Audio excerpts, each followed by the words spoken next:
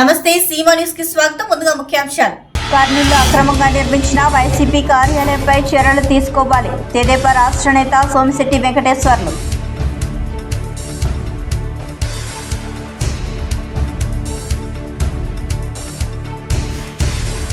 మహానందిలో చిరుతపులి సంచారం. చిరుతను బంధించాలని అటవీశాఖ అధికారులను కోరుతున్న ప్రజలు. కలుషిత నీటిని అరికట్టి ప్రజల ఆరోగ్యాన్ని కాపాడాలని ధర్నా చేసిన పట్టణ పౌర సంక్షేమ సంఘం నాయకులు ఇరిగినేని పుల్లారెడ్డి. వార్తల్లోని వివరాలకు వెళ్తే, మహానందిలో మరోసారి చిరుతపులి కలకలం రేపింది. గోశాల ప్రాంగణంలో ఈరోజు తెల్లవారుజామున చిరుత సంతరించింది. 3 రోజుల వ్యవధిలో 2 సార్లు గోశాల ప్రాంగణంలో చిరుత సంచరించింది. చిరుతపులి సంచరిస్తున్న నేపథ్యంలో మహానంది క్షేత్రానికి వచ్చే భక్తులు భయభ్రాంతులకు గురవుతున్నారు. చిరుతపులిని బంధించాలని అటవీశాఖ అధికారులను స్థానిక ప్రజలు కోరుతున్నారు.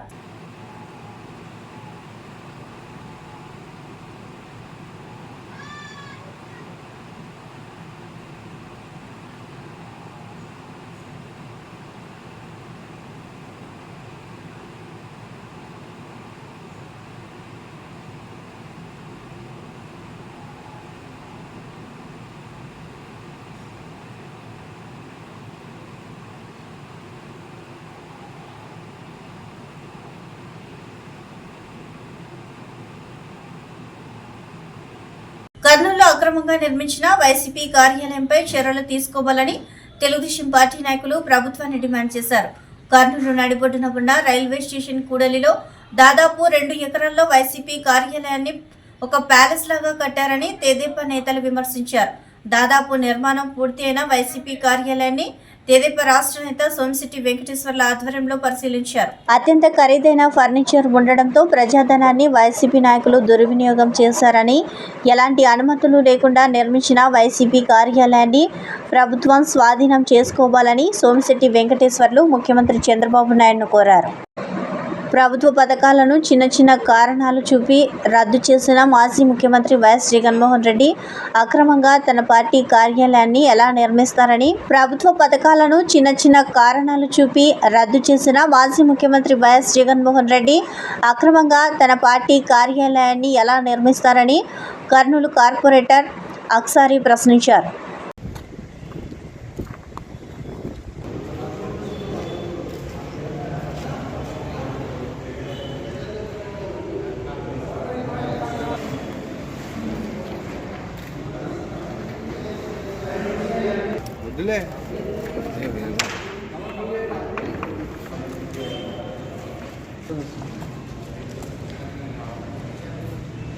రాష్ట్రంలో ఉన్నటువంటి అన్ని జిల్లాలలో వాళ్ళ కార్యాలయాలు ఒకే డిజైన్, ఒకే కథ, ప్యాలెస్ మాదిరి, అంటే రుషికొండ ప్యాలెస్ ఎట్టుందో ఇక్కడ ఏ జిల్లాకు ఆ జిల్లా ప్యాలెస్ మాదిరి తయారు చేసుకునే దానికి కోట్ల రూపాయలు వెచ్చించాడు.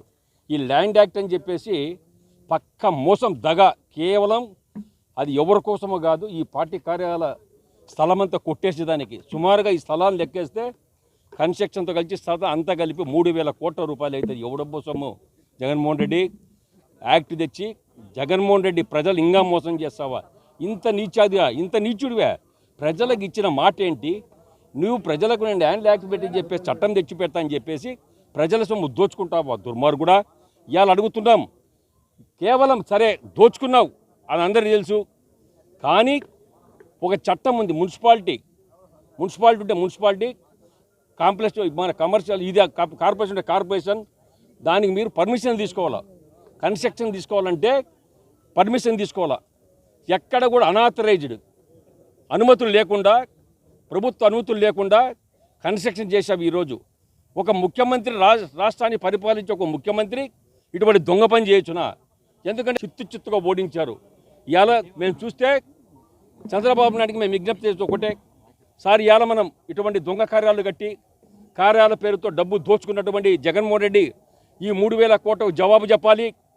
దీన్ని ఇమ్మీడియట్గా ప్రభుత్వ స్వాధీనం చేసుకొని ఇమ్మీడియట్గా కావాలా. ఎందుకంటే అనాథరైజ్ కట్టినటువంటి ఇది లీజుకు తీసుకున్నారు. ఈ లీజు కూడా సక్రమంగా లేదు. కాబట్టి వెంటనే దీని మీద చర్యలు తీసుకోవాలి. ఇటువంటి దుష్టులకు తగిన బుద్ధి చెప్పాలంటే ఇంకొకటి మళ్ళీ ఏ రాజకీయ నాయకుడు ఇటువంటి పనులు చేయకుండా, ఏ రాష్ట్ర నాయకునికి ఇది జరగకుండా శిక్ష ఏ విధంగా ఉండాలంటే యావజ్జీవ శిక్ష, ఇంకా జైల్లో నుంచి రాకూడదు. ఈ దుర్మార్గుని తీసుకుపోయి జైల్లో పడేసి ఖచ్చితంగా ఈయనకు సిల్వర్ బొచ్చ ఇచ్చి తీరాలి. జీవితంలో ఇంకా బయటికి రాకుండా బుద్ధి చెప్పాలి దుర్మార్గునికి. ప్రస్తుతం బయట మార్కెట్లో లభించే కొన్ని రిఫైనరీ లేదా కల్తీ నూనెల కారణంగా చాలా మంది అనారోగ్య సమస్యలను ఎదుర్కొంటున్నారు. బయట మార్కెట్లో లభించే నూనెల్లో ఏది కల్తీనో ఏది స్వచ్ఛమైనదో అని తెలుసుకునేందుకు వీలు లేకుండా ఉంటూ చాలా మంది ప్రజలు ప్రాణాల మీదకి తెచ్చుకుంటున్నారు. ఇలాంటి తరుణంలో ఈ బిజినెస్ ఐడియా చాలా మందికి ఉపయోగకరంగా ఉంది. సింగిల్ టైం ఇన్వెస్ట్మెంట్ లో ఇంటి దగ్గరే ఉండి నెలకు 50,000 పైనే సంపాదించుకుంటున్నారు.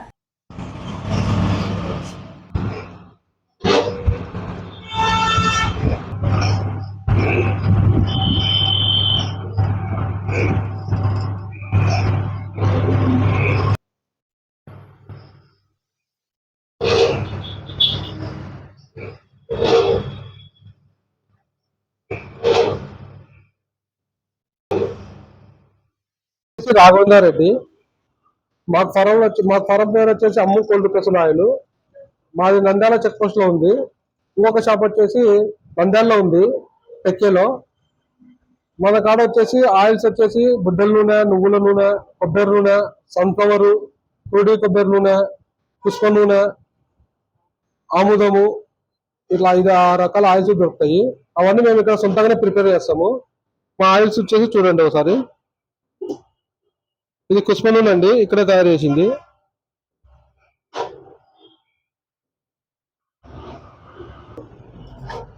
ఈ నువ్వుల నూనె ఇప్పుడు రెడీ చేస్తున్నాము.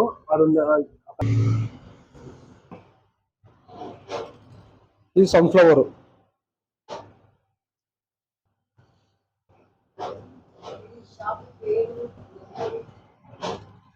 క్రూడీ కొబ్బరి అంటారు, బల్లారి కొబ్బరి అంటారు. ఇది కుకింగ్ కి వాడతారు ఎక్కువ శాతం.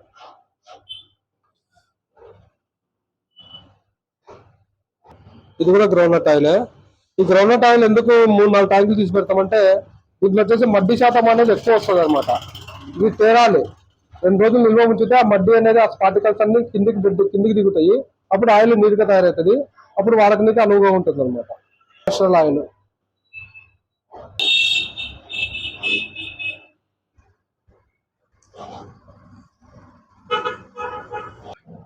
బయట తీసుకుంటా ఫోటోస్. పందులు పొర్లాడే స్థలం పక్కనే తాగునీటి పైప్ లైన్ వాల్ ఫిట్స్. శిథిలమైన పైప్ లైన్ల నీటిలో పందులు స్నానం చేస్తూ ఉన్న విషయము నగరపాలక సంస్థ నీటిపారుదల ఇంజనీర్లకు తెలియదా అని పట్టణపౌర సంక్షేమ సంఘం రాష్ట్ర నాయకులు ఇరిగినేని పుల్లారెడ్డి, ఎం నాగరాజు, వార్డు అభివృద్ధి కమిటీ ప్రతినిధులు, రిటైర్డ్ డిఎస్పీ న్యాయవాది పాపారావు, కె రంగస్వామి ప్రశ్నించారు. కలుషిత నీరు తాగి ఫంగల్ ఇన్ఫెక్షన్, వాంతులు, విరోచనాలు అయ్యి హాస్పిటల్ పాలవుతున్న అధికారులు స్పందించడం లేదని అన్నారు. నగరంలో కొలాయిల్లో వస్తున్న కలుషితమైన నీళ్లు, అపరిశుభ్రమైన స్థలంలో ఉన్న వాల్ ఫిట్స్, లీకేజ్ అయిన పైప్ లైన్ల ఫోటోలతో వివిధ అసోసియేషన్ల ప్రతినిధులు పట్టణ పౌర సంక్షేమ సంఘం ఆధ్వర్యంలో నగరపాలక సంస్థ ముందు ధర్నా నిర్వహించారు. ఈ సందర్భంగా వారు మాట్లాడుతూ కొన్ని కాలనీలలో మున్సిపల్ కొలాయిల ద్వారా వస్తున్న నీళ్లతో స్నానం చేస్తే ఒళ్లంతా దురదలు వస్తున్నాయని అధికారుల దృష్టికి తెచ్చినా స్పందించడం లేదని విమర్శించారు. మున్సిపల్ కొలాయిల్లో వస్తున్న కలుషితమైన నీరు తాగి ప్రజలు అనారోగ్యాలకు గురవుతున్న విషయము అధికారులకు, పాలకులకు తెలియదా అని ప్రశ్నించారు. ఉదాహరణకు కలెక్టరేట్ పక్కనే పైప్ లైన్ లీకేజ్ అయి నీటిలో పందులు స్నానం చేస్తున్నాయని అన్నారు. గత 5 ఏళ్ల నుండి అనుభవం ఉన్న అనేక మంది సిబ్బంది రిటైర్డ్ అవుతున్నారని అన్నారు. 1,20,000 మంది జనాభా ఉన్న శివారు కాలనీలకు ఒకే ఒక్క ట్యాప్ ఇన్స్పెక్టర్ ఉన్నారన్న విషయము తెలిసి కూడా కార్పొరేటర్లు, ఇంజనీర్లు నిర్లక్ష్యంగా ఉన్నారని అన్నారు. అనుభవజ్ఞులైన కొత్త వారిని నియమించి స్వచ్ఛమైన తాగునీరు సరఫరా చేయాలని కోరారు. కలుషితమైన నీరు వల్ల జరగరానిది ఏదైనా జరిగితే పాలకులు, అధికారులే బాధ్యత వహించాల్సి ఉంటుందని అన్నారు. నగరపాలక సంస్థ మేనేజర్ చిన్నరాముడు వినతి పత్రం తీసుకుని కలుషితమైన నీరు రాకుండా చర్యలు తీసుకుంటామని హామీ ఇచ్చారు. ఈ ధర్నా కార్యక్రమంలో పట్టణ పౌర సంక్షేమ సంఘం నగర నాయకులు ఏ వెంకటేశ్వర్లు, కె శ్రీనివాసులు, ఎన్ మద్దిలేటి, ఎస్ రమణ గౌడ్, ఎస్ శ్రీనివాస్ రెడ్డి, వివిధ కాలనీల అసోసియేషన్ల ప్రతినిధులు వి విజయ్, కె వెంకటరామిరెడ్డి, ఎస్ అన్వర్ తదితరులు ఈ కార్యక్రమంలో పాల్గొన్నారు.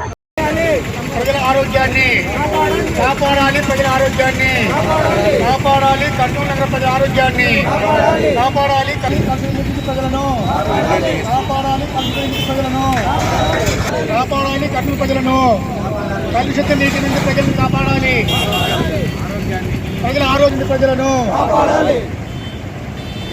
వర్ధిల్లాలి పట్టణ పౌర సంక్షేమ సంఘం.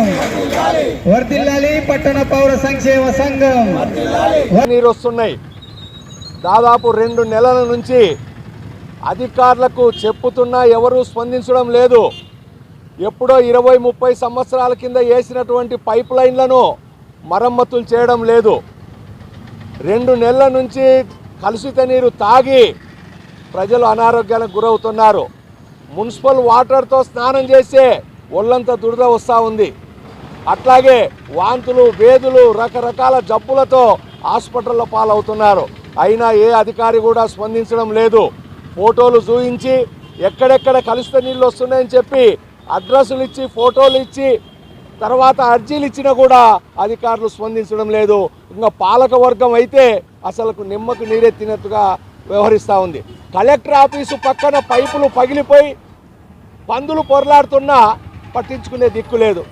కార్పొరేటరు ఇంటి పక్కన పందులు పొరలాడేటువంటి స్థలంలో వాల్పిడ్స్ ఉన్నాయి. ఎక్కడ చూసినా శిథిలమైపోయినాయి వాల్పిడ్స్లో చెత్త చెదారము, గలీజు, మురికి నీరంతా చేరి తద్వారా కలుషితమవుతున్నాయి నీళ్లు. వెంటనే అధికారులు స్పందించాలి. పొరపాటున ఇప్పుడు రాష్ట్ర వ్యాప్తంగా కూడా రకరకాల జబ్బులతో ప్రజలు మరణిస్తున్నటువంటి విషయాలు కూడా మనకు దృష్టికి వచ్చింది. మరో విజయవాడ కాకుండా వెంటనే అధికారులు కదిలి ఎక్కడెక్కడైతే పైప్ లైన్లు శిథిలమైనాయో పైప్ లైన్లన్నీ కొత్త వేయాలి. అట్లాగే వాల్ ఫిట్స్ అన్నీ కూడా మార్చాలి. శుభ్రమైన వాతావరణంలో పెట్టాలి. పందులు పొరలాడే ప్రాంతంలో ఉండేటువంటి వాల్ ఫిట్స్ అన్నీ కూడా మార్పు చేసి ప్రజల ఆరోగ్యాన్ని కాపాడాలని, ఇలాగే నిర్లక్ష్యం చేసే చట్టరీత్యా అధికారులపై చర్య తీసుకోవాల్సింది వస్తుంది. ప్రజల అనారోగ్యానికి ఈ అధికారులు పాలక వర్గమే బాధ్యత వహించాల్సి వస్తుందని చెప్పి పట్టణ పౌర సంక్షేమ సంఘంగా హెచ్చరిస్తూ ఉన్నాం. చాలా చోట్ల వాటర్ షెడ్లు కూడా అన్ని కూడా పైపులు లీక్ అయి ఉన్నాయి. అవి లీక్ అయ్యి ఆ నీరు కుళాయిల ద్వారా వస్తూ ఉంది. దుర్వాసన వస్తున్నాయి వాటర్. ఆ నీళ్లు స్నానం చేయాలని కూడా దురద వచ్చి ఇబ్బంది పడే పరిస్థితి ఏర్పడుతూ ఉంది. కానీ ఇప్పటికైనా కానీ అధికారులు, మేము గతంలో కూడా చెప్పాము అధికారులకు, మున్సిపల్ అధికారులకు, పలానా చోట ఈ విధంగా ఉందని చెప్పి దాన్ని ఇప్పటికీ వాళ్ళు పట్టించుకోకపోవడం అనేది బాధాకరమైన విషయం. ఇప్పటికైనా అధికారులు ఎమ్మడే స్పందించి ఎక్కడితే కలుషిత నీరు వస్తుందో దాన్ని వెంటనే రిపేర్ చేయించాలని మేము మున్సిపల్ కార్పొరేషన్గా డిమాండ్ చేస్తూ ఉన్నాం. తెలుగుదేశం పార్టీ ప్రతిష్టాత్మకంగా నిర్మించిన టిట్కో ఇండ్ల నిర్మాణం, వసతుల సౌకర్యాలపై ప్రత్యేక దృష్టి పెట్టి లబ్ధిదారులకు ఇచ్చేందుకు కృషి చేస్తామని రాష్ట్ర పరిశ్రమల శాఖ మంత్రి టీసీ భరత్ కర్నూలులో అన్నారు. కర్నూలులోని ప్రభుత్వ అతిథి గృహంలో ఆయన విద్యాశాఖ, శానిటేషన్, టిట్కో అధికారులతో వేర్వేరుగా సమీక్షా సమావేశం నిర్వహించారు. ఈ సమావేశంలో ప్రభుత్వ పాఠశాలల సమస్యలను, కర్నూలులో శానిటేషన్ పై సమస్యలను అధికారులను అడిగి తెలుసుకున్నారు. టిట్కో గృహాల లబ్ధిదారుల వివరాలు ఇవ్వాలని అధికారులను కోరారు. గత వైసీపీ ప్రభుత్వం టిట్కో గృహాలను నిర్లక్ష్యం చేసిందని, త్వరలో ముఖ్యమంత్రి చంద్రబాబు నాయుడు టిట్కో గృహాల వద్ద మౌలిక వసతులు కల్పించి లబ్ధిదారులకు అందించే కార్యక్రమం చేపడతామని మంత్రి వివరించారు.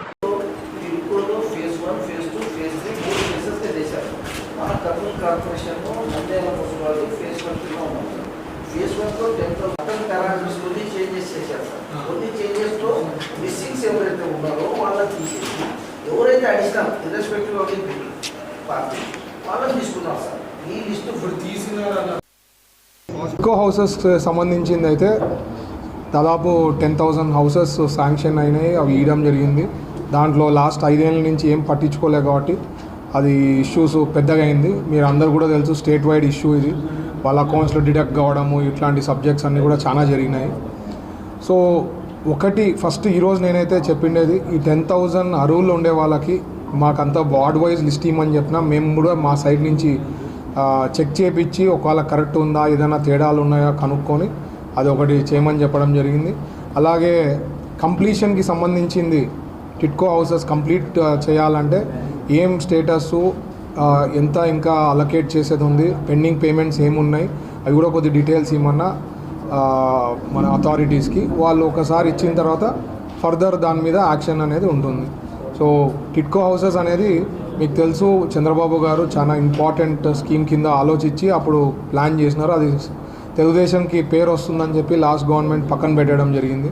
సో ఖచ్చితంగా అవి క్లియర్ చేసి ఒక పద్ధతి ప్రకారం ఏదైతే నేను చెప్పానో ఆ లోన్స్ ఇవన్నీ డిడక్ట్ చేయడం జరిగింది. స్టేట్ వైడ్ ఇష్యూ కాబట్టి అది కూడా ఏ రకంగా తీసుకుంటారో పాలసీ డెసిషన్ తీసుకున్న తర్వాత అది కూడా సెటిల్ చేస్తాం. But in the mean time మనం పక్కా రెడీ కావాలి కాబట్టి ఆ 10,000 మెంబర్స్ డీటెయిల్స్ తీసుకొని ఒకసారి క్రాస్ చెక్ చేసుకొని will come back on that TIDCO issue.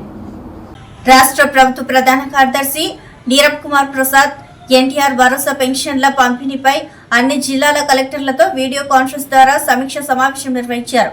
Kurnool collectorate conference hall నుండి వీడియో కాన్ఫరెన్స్ లో జిల్లా కలెక్టర్ పి రంజిత్ బాషా, జాయింట్ కలెక్టర్ నారపరెడ్డి మౌర్య, జిల్లా పరిషత్ సిఇఓ నాసరారెడ్డి, డిఆర్డీఏ పీడీ సలీం బాషా తదితరులు పాల్గొన్నారు. నంద్యాల జిల్లా టీడీపీ కార్యాలయంలో మైనార్టీ శాఖ మంత్రి ఫరూక్ తో కలిసి జిల్లా ఎమ్మెల్యేలతో సమావేశమై ఆంధ్రప్రదేశ్ రాష్ట్ర రోడ్ల భవనాల శాఖ మంత్రి వి జనార్దన్ రెడ్డి సమావేశం నిర్వహించారు. వైసీపీ పాలనలో రాష్ట్రంలో లా అండ్ ఆర్డర్ గాడి తప్పిందని, టీడీపీ నాయకులు కార్యకర్తలపై అనేక తప్పుడు కేసులు పెట్టారని, అన్ని కేసులపై కమిటీ ఏర్పాటు చేసి విచారణ జరిపిస్తామని, తప్పుడు కేసులు పెట్టిన పోలీసు అధికారులపై చర్యలు తీసుకుంటామని అన్నారు. ఈ సందర్భంగా మంత్రి బీసీ జనార్దన్ రెడ్డి కామెంట్స్ చేశారు. వైసీపీ పాలనలో రాష్ట్రంలో లా అండ్ ఆర్డర్ గాడి తప్పిందని, టీడీపీ నాయకులు కార్యకర్తలపై అనేక తప్పుడు కేసులు పెట్టారని, కేసులపై కమిటీ ఏర్పాటు చేసి విచారణ జరిపిస్తాం, తప్పుడు కేసులు పెట్టిన పోలీసు అధికారులపై చర్యలు తీసుకుంటాం, మైనింగ్ శాఖపై ఎన్జీటీపై ఆదేశాలను అతిక్రమించి ప్రకృతి సంపదను కొల్లగొట్టారు. వైకాపా ఎమ్మెల్యేలు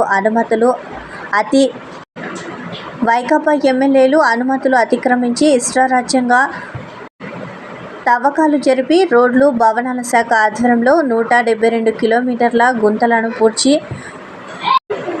కార్యక్రమం త్వరలో ప్రారంభిస్తాం. మంత్రి బీసీ జనార్దన్ రెడ్డి ఈ సందర్భంగా తెలిపారు.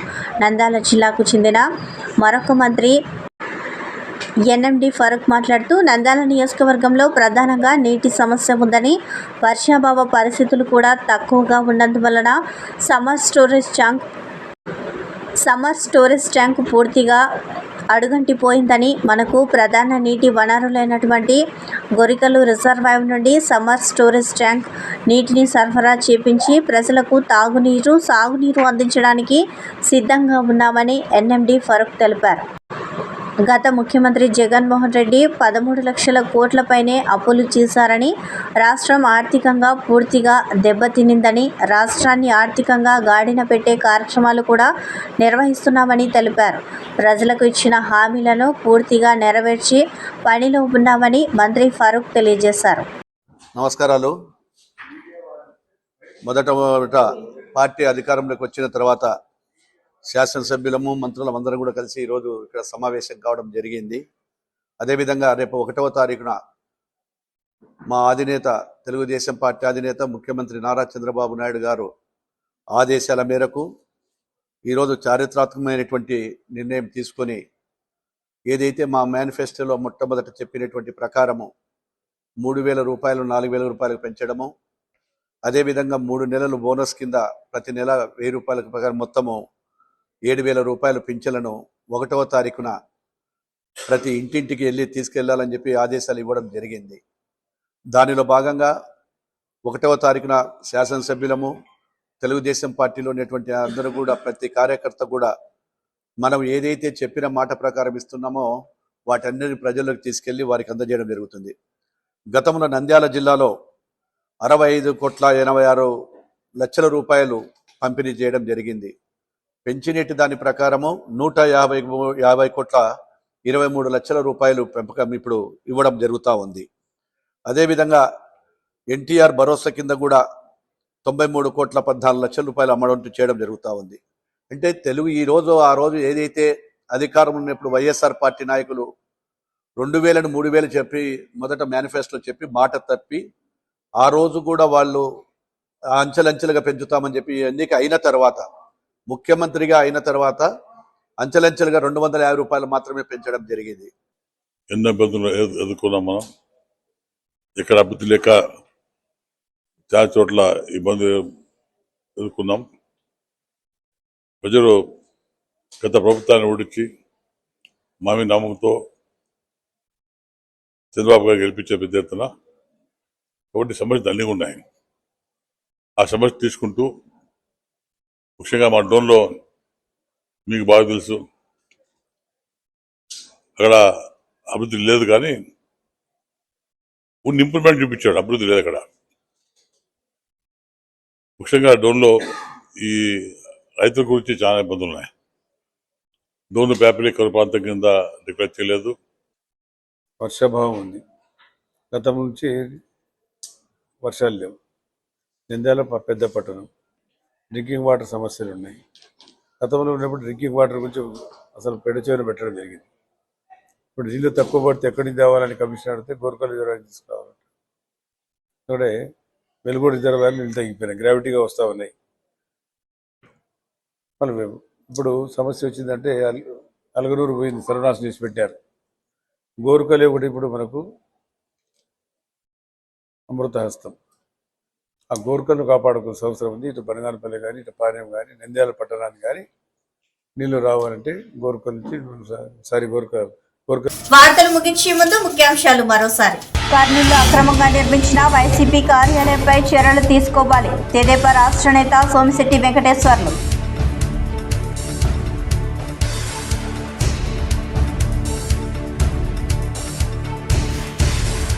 మహానందిలో చిరుతపులి సంచారం, చిరుతను బంధించాలని అటవీశాఖ అధికారులను కోరుతున్న ప్రజలు. కలుషిత నీటిని అరికట్టి ప్రజల ఆరోగ్యాన్ని కాపాడాలని ధర్నా చేసిన పట్టణ పౌర సంక్షేమ సంఘం నాయకులు ఇరిగినేని పుల్లారెడ్డి. ఈ వార్తలు ఇంతటితో సమాప్తం. నమస్కారం.